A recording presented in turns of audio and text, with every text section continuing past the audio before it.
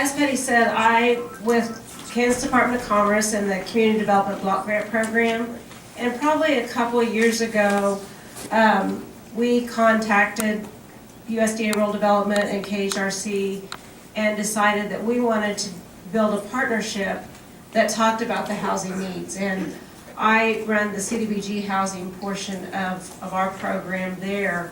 And we just wanted to work together to try to solve and just quit doing the same old thing. I had gone to a conference and realized that the thing that we were not doing is planning. You plan for water, you plan for streets, you do comprehensive plans, but has anybody ever stopped and planned for housing and talked about housing? And I didn't think that that was something I could do, or I wanted to sit in my office and do by myself. So we formed our Kansas Housing Partnership Group. We've since added a few more, like Federal Home Loan Bank and things like that. And we met and talked about housing and talked about things we wanted to do and what we could do to make housing better for the state of Kansas. And they're passing out brochures. The blue one basically talks about the CDBG program. Just because I had the opportunity to talk about the program, I decided to hand out the brochures. The other one is about what we're going to talk about here specifically today with the Kansas Housing Assessment Tool. The assessment tool was one of the first things that came out of our Kansas Partnership Group. And we designed the tool. My goal was with the assessment tool is for those small communities in rural Kansas that do not have $20,000 laying around to hire a consultant to do an assessment of housing.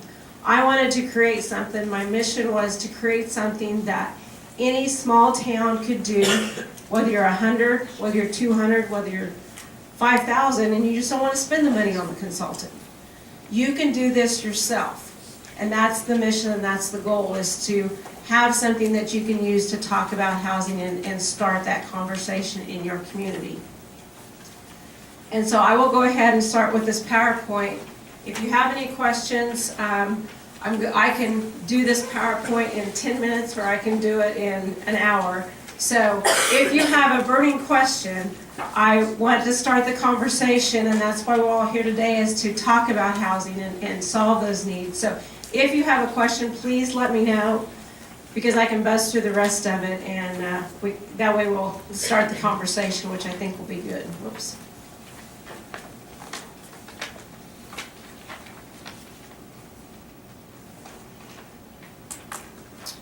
And some of this may be repetitive of what I just said, and why you create the housing plan is so you know where you're going to go. It's your roadmap of what you have in your community and what you, where you might want to go. The housing assessment tool has 4 parts to it. And just so I don't forget, it can be found on our Kansas Commerce /CDBG website under housing assessment tool. But it has 4 parts, and part 1 is the stakeholders and organization. Who was involved in creating the housing assessment tool, which we call a HAT. So if I say HAT instead of the assessment tool, that's just our version of that.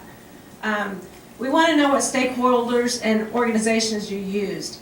To do a HAT, to create a good HAT, you cannot sit in your office as the economic development director or the city manager or the city clerk and fill out this form and do it properly. Can you do it? Yes, you can. You know enough about your town and where you live. You can sit there and do that. But is that a good way to do the HAT? No. When you come to me with a HAT, will I say this is a great job? And do you think I don't know that? Yes, I do. So we want to know that you've brought in stakeholders, that you've had meetings, you've done surveys, whatever that you needed to do in your community. Every community works a little differently. So we want to know who was part of this organization. When you get the housing assessment tool, I don't want to know that the First State Bank was a participant and the Lions Club was a participant. I want to know who was involved in that. Because in small communities, everyone wears 100 different hats. That's how you get things done in small communities. So I want to know that the banks were involved, the realtors were involved, but I also want to know the name so that I know if you had 2 people involved in this and that other person has 6 different hats on to make it look like you had this big committee and a bunch of stakeholders and organizations involved. So let me know in there who was involved and the process that you did to create the hat. It's all about bringing in stakeholders. So the purpose is on this is to look at your strengths, your weaknesses, your opportunities, and your priorities. There again, it needs to be completed locally by the stakeholders. Used to develop your goals of your community. Just like I said, it's a roadmap of what your housing is. Don't rush the process. Like I said, anybody can sit in there and probably do this hat in a couple hours and fill it out and submit it to me. But it's not a good process. You need to involve people, which would require surveys or meetings or something like that. To create your stakeholders or get involvement, you can do many things. You know what works in your community, I don't, and what might work in one community doesn't always work in every community. You can do a survey and send that out. You can select a team and they go talk to different civil groups that they're involved in and bring back the information and you put it all together. You could hold a public meeting if that works in your community. Probably better prepare food. That's the way they always get in there in small communities. But you figure out the best way to engage your citizens and get your citizens to be involved in housing. I have people tell me over and over again, our people just don't come to meetings. And my response is, like it or not, if they don't want to come, you can't get people involved, do you really have a housing problem?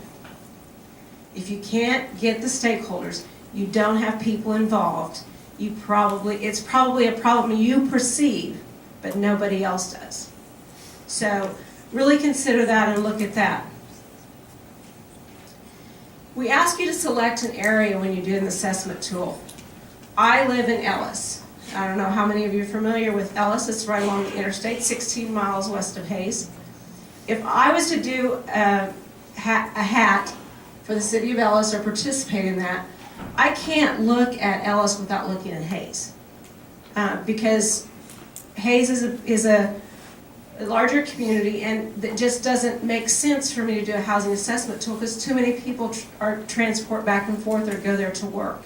So you need to think regionally when you do the assessment tool and figure out where, are you a bedroom community?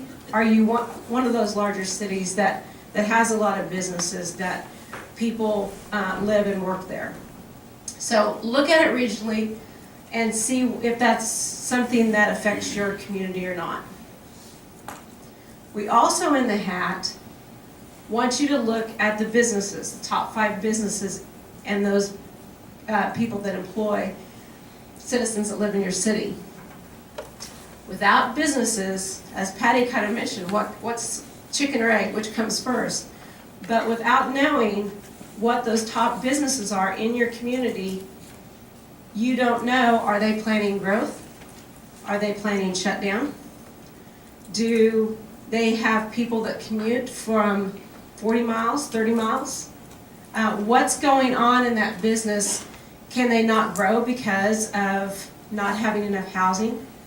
I've also heard about communities that have either lost businesses because there's no housing, or else they hire someone, they bring their wife to come look for a place to live, and she says, we're not living here. I'm not living in that house that's available, and that's the best one available. So they lose a good employee. So it's important to look at the top 5 businesses at least and know what the direction is of that business. And if you don't have any in your town and you're looking at your bedroom community, look at that other area. Where's your people going to work? So you know what's going on in there, because that's going to dictate your housing. That's going to tell you where you're going to go with your housing. And is any of those businesses willing to, do they have such a problem that they're willing to contribute to the housing concerns? We heard at the housing conference last year, year before, I heard about businesses that were willing to help with down payment on homes because they realized that $5,000 of down payment assistance helped them maintain those employees, and they didn't have to keep recruiting and training, and that was because of the training that it required in that particular business.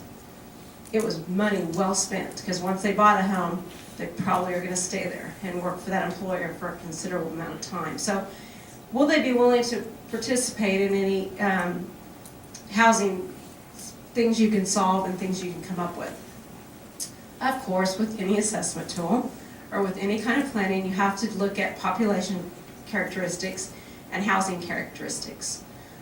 We have done this to like what's going on now, using the census data, and then what was going on 10 years ago, and it just made me think when Patty was talking, maybe we ought to do maybe projections for the next 10 years as well. So that may be something that, since this form is so new, a couple, 3 years old, it's still being tweaked. So make sure that you fill out that data as to the best of your ability. It may require, if you're in a small town and there is no census data for that town, it may require you doing a windshield survey to go out and find out really how much dilapidated properties that you have out there. Also, we asked for past actions. What have you done, or what has the city done in the past in regards to housing? What activities, or what have you spent? What have you done?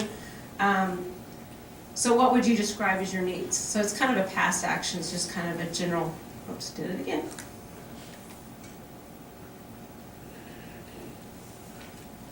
We also look at the current infrastructure. We ask you to look at that.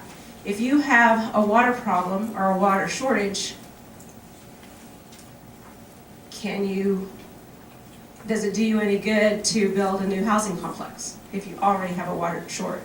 If your sewer treatment plant is at capacity now, is that something that you need to solve in hand in hand with solving housing, or something that you need to take care of first? Because if your infrastructure is at capacity, the ability for you to add multi-family housing or new housing at any degree or any level is going to be hindered. So you need to think about your current infrastructure and what's going on with there. We look at visual appearance. If you're not taking, I know this is one of the things that when Debbie and I do our site visits for CDBG projects, when we do the site visits, if you're not taking care of your town, I'm not real interested in giving you $400,000 more money. Until you're willing to do something to help the appearance, I'm not willing to put any investment into your community. So it'll give you a good opportunity to look at the visual appearance of what people think of your community. Some of you may have homeless issues that you need to address, or something that you need to talk about there, and environmental issues. There may be train tracks, you may be in a floodplain, which Ellis is. Most of the town is in floodplain. So there are environmental issues that need to be looked at as you're looking at this as well. Then we ask any other factors that are unique to your community that we can't specifically identify in a housing assessment tool, or things that you've discovered through your planning, or other issues that your community might have, just other factors and things that is unique. Then we ask you to analyze the data. Once we get this all done, this is one of the things that we added after the first year. We realized that we asked you to do all this, but never did analyze it. Once you've completed all this, what has your community learned? What is it telling you? And this is where you have to really caution yourself and dig deep into the data and to the research that you have done. And this is how I can tell if somebody sat in their office and completed the hat. Because I look at the data as an independent person that's maybe has been in your town, maybe has not been in your town. And as I analyze the data that you have in your hat, it's not the way you analyzed it. Because you came in with a preconceived notion that I want senior housing. I know I have senior housing. I need senior housing. Because my mom wants to find a place to live and she can't, so therefore that must be a problem. Your data may show that you've lost 50% of your seniors in the last 10 years.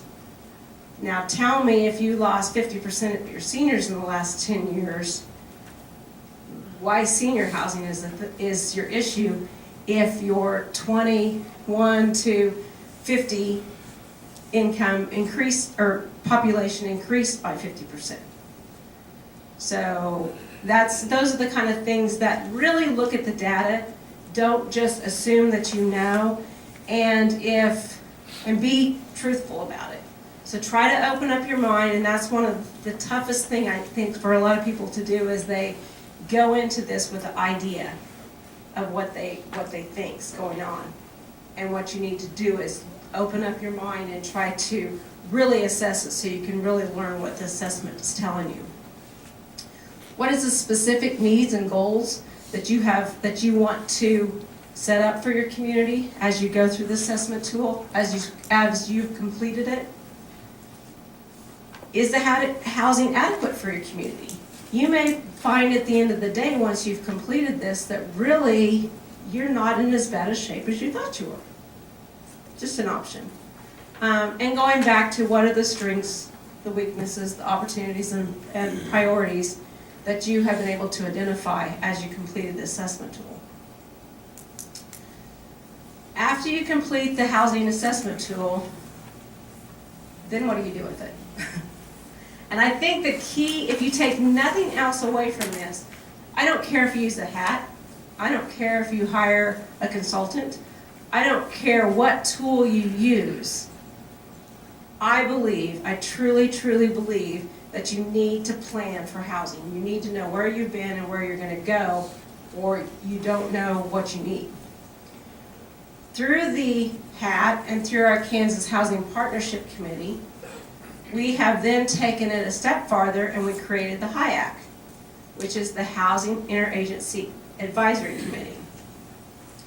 And what you can do with your communities is, it was created to guide you about different housing programs by looking at your hat and say, I have a program, USDA has a program, KHRC has a program that might help. So what we've tried to do is, after you've completed the HAT, there's also a profile at that same website that you can complete. It's not required for any programs like the CDBG program. Right now, currently, the Housing Interagency Committee attendance is not required to submit a CDBG. Will that change in the future? Possibly. Haven't figured out 2015 application grants yet. But in the past, or this past year, we did meet, it was usually the third Wednesday, March through July. We avoided the winter months so we didn't get caught up there.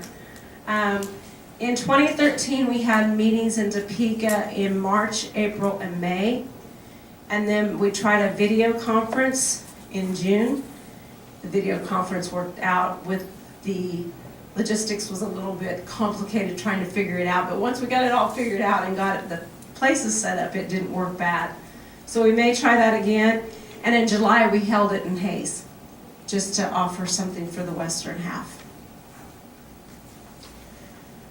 What we do at the HIAC meetings is that you complete the profile, you submit the HAT that you've done at least 2 weeks prior to the meeting, which comes to me. And then we have you either come to Topeka, come to Hayes, or join us through the video. The community then gives us a half-hour presentation on your housing assessment tool, how you created it, what you did, that type of thing. And then the agencies, each agency, we work together with you and talk about programs that we have that might solve some of the problems that you have. So instead of you going to CDBG and talking to me, and then traveling to USDA Rural Development, and then going to KHRC, you get us all at the same table. We've also invited Federal Home Loan Bank to join us if possible. So it really gives you an opportunity to sit down then with for a couple hours with all the agencies and really talk about what they have. Like I said, this is my contact information. If you have any questions or anything, like I said, the key of this is to plan. No matter what tool you use, this is just something that I will also tell you that each community that has done this, completed it. I've had many, many communities that have complained to me about, I can't believe you made this a requirement for CDBG. And I will tell you, my applications are down. You know, we don't get as many applications as we used to. And I know it's because I require the hat. But I sit back and I think about it, and I think about how many communities that have actually completed it that have also told me, we did not like you for making us do it, but thank you. Thank you for making us do it. Because we have a clear understanding of our community, of our housing, and where we want to go and what we need. So it may not be a fun thing. It might be easier to call up a consultant and say, come do a housing assessment for us. And that's great if you have the money to do it. But I still think the grassroots effort and the time that you invest in this and the time your community invests in this, whether this tool or another tool, is time well spent. And I couldn't encourage it more. And I thank the housing partnerships team that we have, because without that, we couldn't make this work. And it's another good opportunity for us to get together every month and talk about housing as far as that goes with the communities. And we really do enjoy the face. Video's nice. Doesn't require a lot of travel to do that. But I really miss the face-on-face, the one-on-one communication of the HIAC. So I do enjoy. The other thing I would say with the HIAC, bring as many people. I say bring as many people, but you don't need to load up a bus. But the HIACs that we've done where one person or two people show up, usually that means that they did the bulk of the work, and it's really not a community effort. It's not the town effort. It's usually somebody that's on a mission and wants to submit a CDBG application. So I would get the involvement, get the community involved and see what they have to say, and really do it correctly, and I think you'll really gain a lot from it. Any questions? So